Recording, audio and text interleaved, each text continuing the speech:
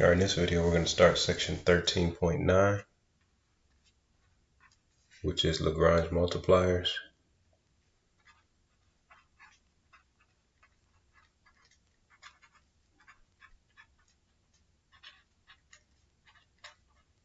So Lagrange multipliers, this technique is another optimization technique like we were doing in section 13.8, and actually a lot of 13.8 problems can be done using this technique, and a lot of the problems in this section can be done using the 13.8 technique. So method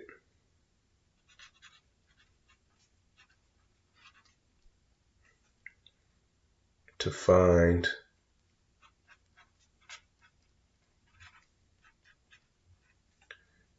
the max / min values of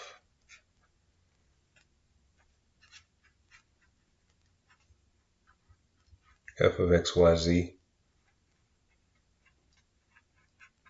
subject to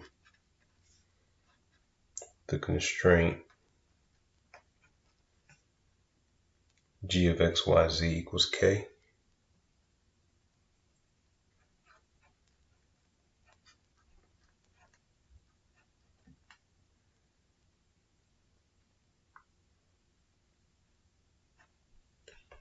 Alright, so what we're going to do is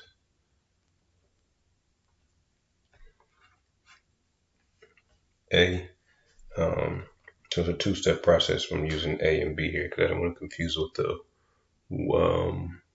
the steps I use for my 13.8 process that I was doing. So find all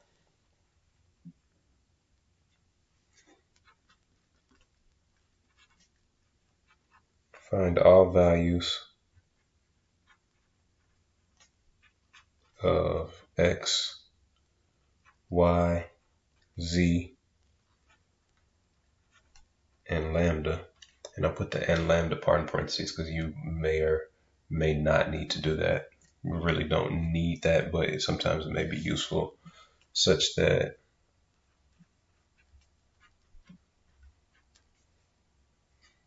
the gradient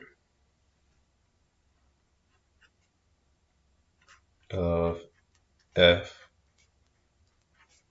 equals lambda times the gradient of g, and g of xyz equals k.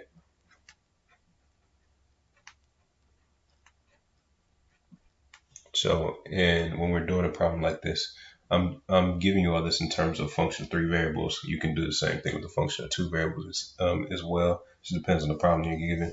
But you'll be given your function and you'll be given your constraint. Lambda, you're just going to write in as lambda. So you're going to set up this equation right here, and you're going to put lambda right there. And then this is going to give you a system of equations that you'll have to solve. And you may need to use it. I mean, you will need to use this in that process. So you have, in this scenario, f sub x equals lambda times g sub x, f sub y equals lambda times g sub y, f sub z equals lambda times g sub z, and this equation. So in this scenario, you would have 4 equations, and you would solve that system of equations. Really, what you care about are x, y, and z, but sometimes it may be useful for you to find lambda as well. All right, so now after you solve that system of equations, then the next thing you do is for part B, evaluate f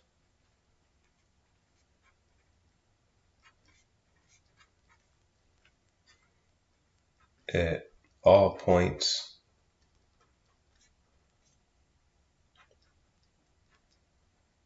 x, y, z found in part A.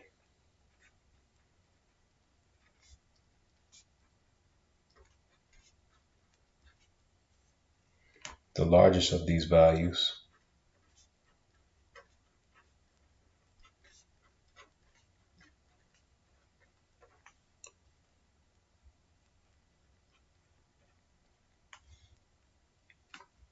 is the max of f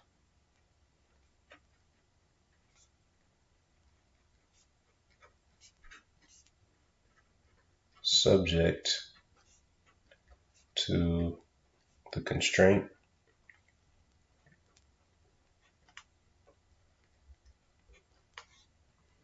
And the smallest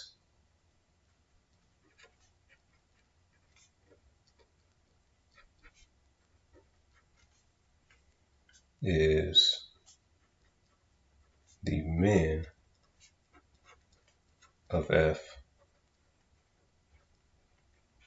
subject to the constraint.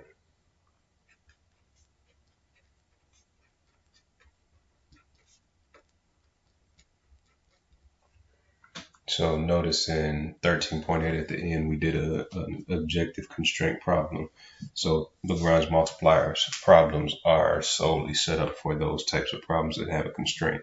So if you don't have a constraint, then we can't use Lagrange multipliers. So the first couple of problems that we did, or actually I think just the first problem that we did in 13.8, you wouldn't be able to use this because there was no constraint on that particular problem. All right, so now I gave you the method. I'm just going to kind of give a kind of loose interpretation of what's actually going on when we're doing a Lagrange multipliers problem. And I'll just use an example. There's an example in the textbook of what's going on at the beginning of the section. I don't know how easy that is to understand, so I'm going to try and give one that's a tad bit easier to understand. So one thing to notice, we're not finding the max of f. We're finding the max of f subject to the constraint. So let's pretend we have some mountainous or hilly region. Let's say it looks like this.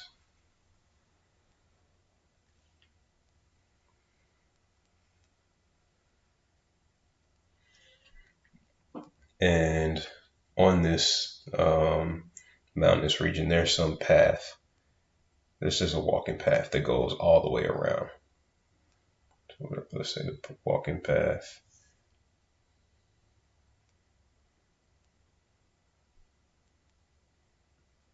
Some path that goes all the way around the mountain. So let's put a little, so we know this is our walking path. So this mountain, this would be our z equals f of xy. So this would be the function that we would be given.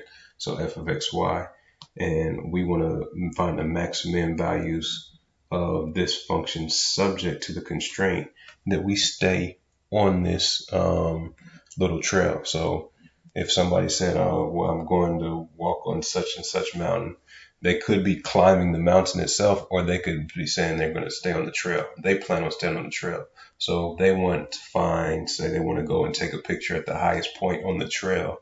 They don't want you to find the max value of f of xy, because they'll end up here. Right? And that's not what they're looking for, because they want to stay on the trail. They want you to find the max value of f of xy subject to the constraint. They're going to stay above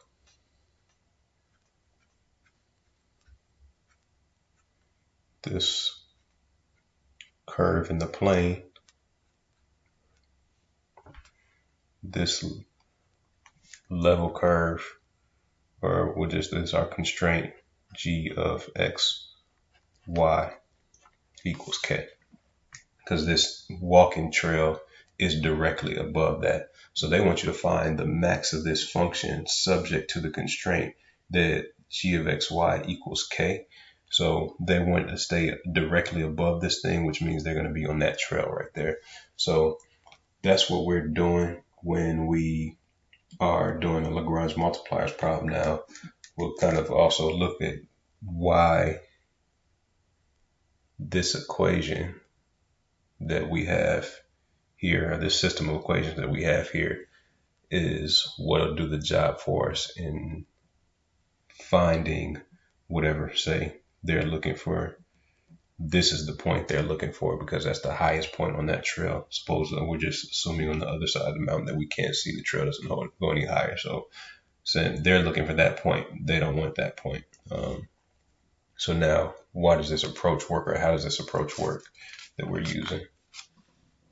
So I'm just going to sketch some level curves of this mountain, and then I'm going to sketch our constraint on the same set of level curves.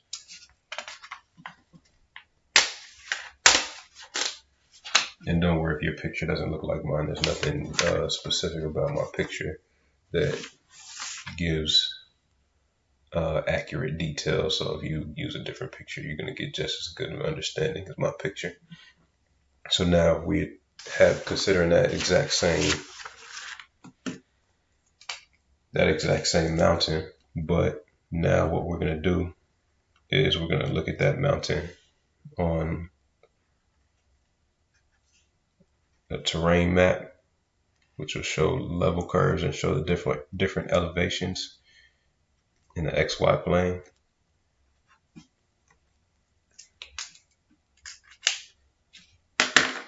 So you can just make up whatever curves. It doesn't matter how you draw them. So please don't try to mimic whatever curves I draw here, because it doesn't matter at all. So you make some curve, and we'll say the elevation on this curve is, we'll say 50. Then you make another curve, and because the mountain is going up, so the elevation on this is 60. Now every value between 50 and 60 is hidden here somewhere. You can't get from an elevation of 50 to an elevation of 60 without hitting every number that's in between there. But of course we can't draw all those level curves. And we'll say, let's put another one in here. Say it's 80. All right, so that's sufficient. So out towards the base of the mountain, we're at an elevation of 50, and as we go up, we get to 60, 80, and so forth and so on. So now that trail, and you can also sketch this wherever you want to. Let me use a different color. That trail, we'll say, is above, say, just some circular thing. So like x squared plus y squared equals some k. So you just sketch a circle on here. So let me sketch it. So, or it doesn't have to be a circle, an ellipse. I'm going to sketch anything. Let's just sketch whatever you want to on there. It's a little dotted line coming around. I'll make mine an ellipse instead of a circle. So we have that dotted line on there. So what the person that's walking on the trail wants to know is, what is the highest point above this dotted line on the mountain? They don't want the highest point on the mountain because they'll get something in here. They want to be on the trail. So now where they'll hit the highest point, this dotted line curve, the constraint curve, will be tangent to one of these black level curves that are on here that we drew initially. So we don't have any, I don't have any on my picture that are tangent. Or actually that one looks close, but I would want one where, so this one, it crosses 60 twice, and it crosses again right there. So 60 wouldn't be it unless it's tangent right there. But we want the level curves for the mountain to be tangent to whatever level curve for the mountain is tangent to this dotted line curve. That's going to give us the height that we want. And so the reason we look at the gradient of f of xy equals lambda times the gradient of g of xy, and then g of xy equals k, is because now the gradient vector, if I get some level curve and it's tangent to, if I get this level curve is tangent to this dotted green line right here, then the gradient vector, remember the gradient vector is going to be perpendicular to whatever curve you have. So the gradient vector at this point right here is going to be perpendicular to the curve. The gradient vector at this point is going to be perpendicular to the curve. The gradient vector at that point is going to be perpendicular to the curve. So your gradient vector is always perpendicular to the curve that you have. So now I want the gradient vector of my level curve for my function, these black curves, to be parallel to the gradient vector for my constraint function. So because if they're parallel to one another, then I know that they're tangent to one another at that point, and I know that I found the maximum value. So I'm going to draw two tangent vectors on here, or the gradient vectors on here, that are not going to be parallel to one another. So let's say, let me find two good points to use where it's apparent. And you may not be able to do this on your picture, but it doesn't matter if you can, just as long as you kind of get the idea that if, say, for instance, the tangent vector, the gradient vector, right there, would look something like that, where that's perpendicular to that. Whereas if I were talking about this curve right here, then I can't talk about that same point because it's not on the curve. So that wouldn't work for me. So now let's look where they cross. So I can consider this right here. So this point right here, if I consider this point and I talk about the gradient vector of the level curve 60 right there, that gradient vector has to be perpendicular to the curve. So it's going to point in that direction right there. And then the level curve for this would probably point like that. So the direction of fastest rate of change in the mountain is this way. So that means that my gradient vector, is going to point in that direction. This gradient vector doesn't point in that direction. When the gradient vectors are parallel, which is what this says, is when you're going to get the maximum value. And that's going to be when these two things are tangent. So it actually looks like it's pretty close right here from the pictures I drew. Like one will go that way. They both will go kind of in this direction. But this was just a picture that I kind of made up though. So you don't necessarily need to know this part, but I didn't want you to be wondering why in the world are we using this equation to try to figure out the maximum values. But this is why. It just has to do with the fact that your gradient vector is always going to be perpendicular to your level curves. All right, so now that we have that, what we'll do is we'll start an example. And keep in mind, I mentioned in the last lecture that the problems in this section and in 13.8 are algebra heavy problems. So we're going to have to do some algebra to solve some systems of equations. So we're going to start with number 2, which is on page 890 of your textbook.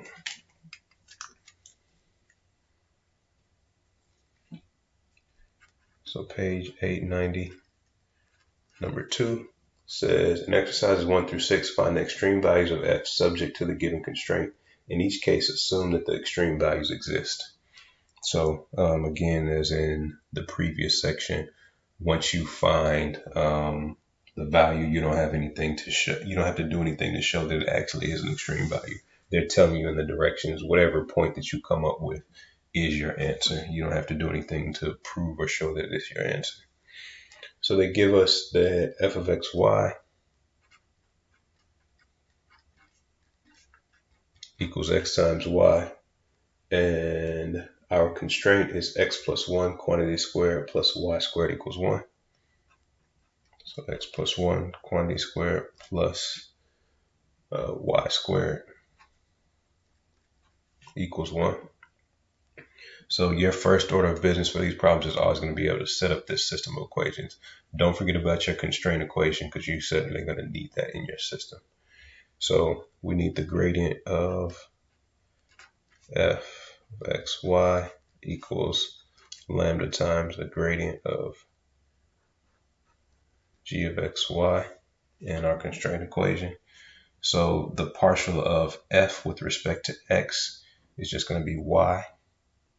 So this is the vector y, and then the partial of f with respect to y is just going to be x equals lambda times the partial of g with respect to x is going to, now when you take the partial of g is this thing on the left hand side, so we're not concerned about that, equals 1 until we're writing down our constraint equation.